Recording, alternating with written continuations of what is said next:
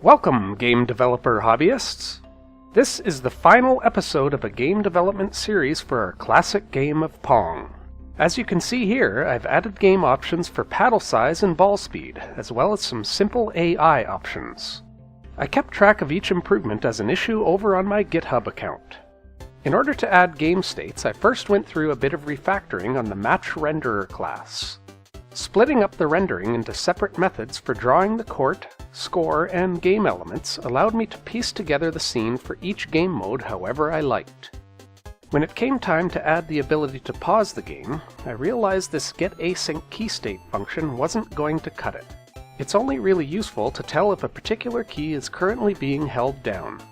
Fortunately, FreeGlut comes equipped with its own keyboard handler that can process keystrokes.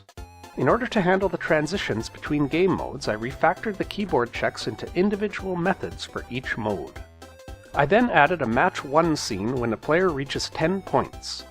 Rather than add some kind of reset method on the match class, I decided to go with the approach of deleting and recreating the match instance. This did involve changing the game client class to maintain the match definition as part of its state. With the game states in place, I tagged the Git repository as Pong130. In order to start adding game options as a feature, I was going to need some sort of logic to allow the user to navigate between options and choose option values. The Match Options controller class achieves this. I arranged its state into a simple array indicating the current value of each option, and another array indicating the maximum option value. This lets the update method cycle through option values with the left and right arrow. Each game option will have its own pair of methods. The getPaddleSize method is called when the user closes the option menu in order to update the match definition, and the getUpdateOptionValue method is called by the Match Renderer class to provide user feedback on their current options. Adding ball speed as a game option was now trivial, as we just hooked the new option into the Match Options controller and Match Renderer classes. And of course, our Pong game would not have been complete without ludicrous speed! They've gone to plaid! The option to play against a computer was what I considered to be the most important option. Here I introduced a new paddle control source enum, and made it part of the paddle definition. At this stage, I placed the AI behavior directly in the game client class. It simply checked where the ball was vertically and requested that its paddle move to intercept it. After a little experimentation, I was intrigued by the notion of having several versions of this follower AI behavior. I first refactored the AI behavior to become part of the paddle state. This paddle AI virtual base class provides a common interface that the paddle can call to execute any AI behavior.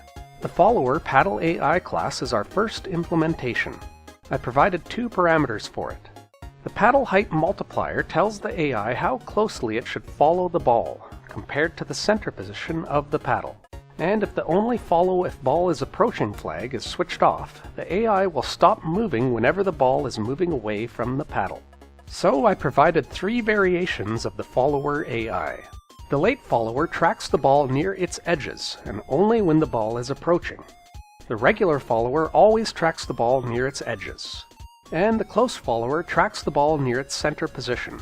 To help get things going when pitting AI against AI, I also added this little snippet that tells it to move the paddle down if the ball is in line with its exact center position. I also added a guesser paddle AI. This simply uses a random number generator to occasionally change which direction to move. It has a 5% chance of changing direction when the paddle is fairly central in the court, or a 50% chance if it's closer to the edges of the court. I called the final AI behavior the Snooker Pro. The idea here is to predict where the ball will cross the plane of the paddle. This makes use of the Court Collision CheckUtil class that I discussed in the previous video. It treats the court as if it's completely closed off by the paddles. And it extends the ball's path to twice the width of the court, guaranteeing that the check will hit our paddle. When it does hit the paddle, we simply use the Y position of the collision to tell the paddle where it needs to be. To make it more interesting, I also added some logic that tells it to move the paddle just before the ball hits it. Its choice is randomized and provides a little realism as it appears to be trying to fake out the opponent. And with all these improvements in place, I was ready to release Riley Entertainment Pong to the public. I tagged this as Pong150 in my Github repository. You can grab the source code there, or download the zip file of the game itself. There are a few little things that do still annoy me.